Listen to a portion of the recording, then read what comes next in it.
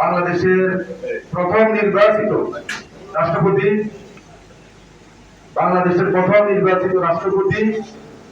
সার্কের প্রতিষ্ঠাতা এবং আধুনিক বাংলাদেশের স্বপ্নদ্রষ্টা শহীদ রাষ্ট্রপতি জিয়াউর রহমানের 45তম শাহাদাত বার্ষিকী উপলক্ষে 10 নং চন্দ্রগঞ্জ ইউনিয়ন বিএনপি অঙ্গল সহযোগী সংগঠন কর্তৃক আয়োজিত আজকের এই মিলাদ দোয়া ও আলোচনা অনুষ্ঠানের সম্মানিত সভাপতি, উপস্থিত গণপ্রজাতন্ত্রী বাংলাদেশ সরকারের মাননীয় পানি সম্পদ মন্ত্রী, আমাদের সকলের প্রিয় অভিভাবক, প্রিয় নেতা জননেতা জনাব শহীদুদ্দিন চৌধুরী আলী ভাই, বিশেষ অতিথি উপস্থিত থাকবেন বাংলাদেশ ফুটবল ফেডারেশনের সংগ্রামী নির্বাচিত সহসভাপতি, আমাদের অতি আপনজন জনাব অ্যাডভোকেট ওয়াহিদুদ্দিন চৌধুরী হাজি ভাই সহ বিএনপি যুবদল ছাত্রদল স্বেচ্ছাসেবক দল এবং থানা পর্যায়ে বিভিন্ন পর্যায়ে নেতৃবৃন্দ বিভিন্ন ইউনিয়ন থেকে আগত বিএনপি যুবদল ছাত্রদল স্বেচ্ছাসেবক দল যুবদল কৃষক দলের নেতৃবৃন্দ, চন্দ্রগঞ্জ ইউনিয়নের সর্বস্তরের জনগণ এবং শহীদ রাষ্ট্রপতি জিয়াউর রহমান আন্তর্জাতিক শক্তিশালী ভাইরা, আসসালামু আলাইকুম ওয়া রাহমাতুল্লাহি ওয়া বারাকাতুহু। আমরা বক্তব্য বেশি দেব না, আমাদের নেতা আজকে বক্তব্য দেবেন। আমি চন্দ্রগঞ্জ ইউনিয়ন বাসীর পক্ষ থেকে, চন্দ্রগঞ্জ উপজেলাবাসীর পক্ষ থেকে আজকের মাননীয় প্রধান অতিথির কাছে কৃতজ্ঞতা জানাই যে উনি আমাদের দীর্ঘদিনের একটা লালিত স্বপ্ন চন্দ্রগঞ্জ উপজেলা নির্বাচিত হওয়ার অল্প সময়ের মধ্যেই বাস্তবায়ন করেছেন। চন্দ্রগঞ্জবাসীর এই দীর্ঘদিনের লালিত স্বপ্ন চন্দ্রগঞ্জবাসীর অনুভূতির সাথে মিল রেখে অন্যান্য আরো যে 8টি ইউনিয়ন আছে সকলের সাথে সমন্বয় করে উনি আমাদের অভিভাবক হিসাবে চন্দ্রগঞ্জবাসীকে সন্তুষ্ট করে আগামী দিনে উনি ইনশাআল্লাহ এই চন্দ্রগঞ্জ উপজেলার স্থান নির্ধারণ করবে বলে আমি মনে করি। এই বিষয়ে আমরা বিতর্ক করতে চাই না, বিতর্ক করবো না দয়া করে। আপনারা উনি আমাদের অভিভাবক, উনি উপজেলা দেওয়াতে আমরা পেয়েছি, উনি আমাদের জন্য অবশ্যই ভালো চিন্তা করবেন, সবার জন্য ভালো চিন্তা করবেন।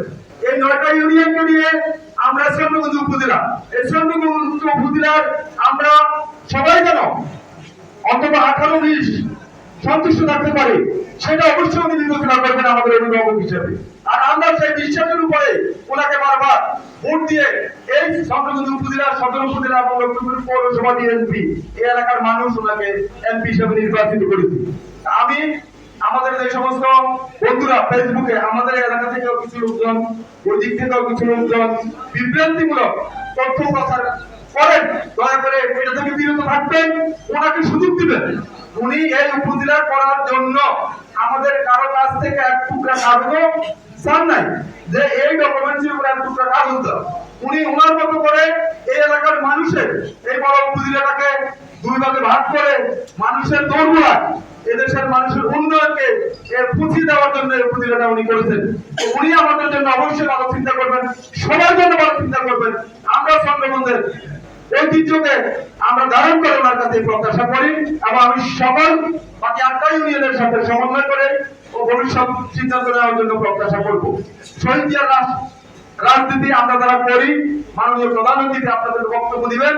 আমরা শুধু দলের নেতা কর্মীদেরকে আমি অনুরোধ করবো, যেই দিয়া জনতার সেই দিয়া মরে নাই, আমরা স্লোগান দিই, যেই জিয়াউর রহমান মৃত্যুর সময় বাংলা সুটকেস ছিঁড়ে গেঞ্জি পেয়েছেন, এটা কিন্তু কোনো কথার কথা নয়, এটাই বাস্তবতা ছিল। যেই জিয়াউর রহমান এই দেশকে আন্তর্জাতিক বিশ্বে তুলে ধরেছেন, সেই দিয়ার শতটাকে বুকে ধারণ করে আমরা তার সুযোগ উত্তরসূরি আজকের প্রধানমন্ত্রী জনাব তারেক রহমানের নেতৃত্বে এদেশকে গর্ব তো ইনশাআল্লাহ। আমরা এমন কোন কাজ করব না যে কাজের কারণে আমাদের নেতা শহীদ জিয়া, আজকের প্রধানমন্ত্রী তারেক রহমান, আমাদের নেতা জনাব শহীদুদ্দিন চৌধুরী আলী ভাই মানুষের কাছে বিতর্কিত হবে, এরকম কোন কাজ আমরা করব না। দয়া করে শহীদ জিয়ার আদর্শের উপর ভিত্তি করে বেগম খালেদা জিয়ার নেতৃত্বে আমরা আজকে হাউসে যারা আছি, যারা কেউই সেদিন নেতা ছিলাম না, এদেশের মানুষ জিয়াউর রহমানকে ভালোবাসে, খালেদা জিয়াকে ভালোবাসে, বিএনপিকে ভালোবাসে, বারবার তাদের সিটে ভোট দিয়েছেন। আজকে আমরা সবাই নেতা, কিন্তু গত নির্বাচনে আমাদের ভোট কেন কমলো? আমাদেরকে পর্যালোচনা করতে হবে, আমাদেরকে চিন্তা করতে হবে। আজকে আমরা সবাই নিজেদেরকে নেতা দাবি করে আমাদের ভোটটা কেন কমলো? আমরা ঘরে ঘরে দলের কাজ করতে হবে। আমরা সবাই শহীদের আদর্শকে মুখে ধারণ করে তারেক রহমানের নেতৃত্বে নিয়ে যেতে হবে। আজকে দেশে একটি দল আছে, বিএনপি যতবার ক্ষমতায় এসেছে তারা ততবার আবার বিএনপি তাকে সুবিধা নিয়েছে, কিন্তু তারা একবারও বিএনপি কে শান্তিতে সুন্দরভাবে এই দেশ পরিচালনা করার সুযোগ দেন নাই। তারা 91 সালে বেগম খালেদাকে বিরুদ্ধে আন্দোলন করেছে, 96 সালে তারা 2001 সালে আবার বিএনপির সাথে এসে সুযোগ সুবিধা নিয়েছে। গত 17 বছর বিনা ভোটে শেখ হাসিনা ফাঁসিবাদ কায়েম করে দেশ পরিচালনা করেছে। রাজপথে আন্দোলন তাদেরকে দেখা যায় নাই। আজকে জনগণের প্রত্যক্ষ ভোটে বিএনপি সংখ্যাগরিষ্ঠ মানুষের ভোটাধিকার নিয়ে তারেক রহমানের নেতৃত্বে 2000 মেজরিটি নিয়ে দেশ পরিচালনার দায়িত্ব নিয়েছেন। তারা নির্বাচনের পরের দিন থেকে বিএনপি কে শান্তিতে থাকতে দিবে না, সুন্দরভাবে দেশ পরিচালনা করতে দিবে না এবং সারা দেশে মব সৃষ্টি করে সেই সন্ত্রাস, এই অন্যায় করতেছে, সে অন্যায়ের বিরুদ্ধে আমাদেরকে কথা বলতে হবে। শহীদ জিয়ার আদর্শকে ধারণ করে বেগম খালেদা জিয়ার অপরিচিত নেতৃত্বকে বুকে ধারণ করে তারেক রহমানের নেতৃত্বে আমাদের নেতা শহীদুদ্দিন চৌধুরী আলীর নেতৃত্বে আমরা আমাদের এই জনপদে তাদেরকে মোকাবিলা করবো তো ইনশাআল্লাহ।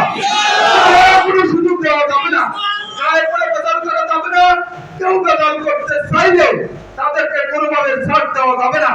আমরা শহীদ জিয়ার আদর্শের দল, আমরা পরিচিতের নেতৃত্বে যিনি সারা জীবন এদেশের মানুষের জন্য সংগ্রাম করে গেছেন, মৃত্যু পর্যন্ত সংগ্রাম করেছেন, তা তোমাদের কাছে আপোষ করেন নাই।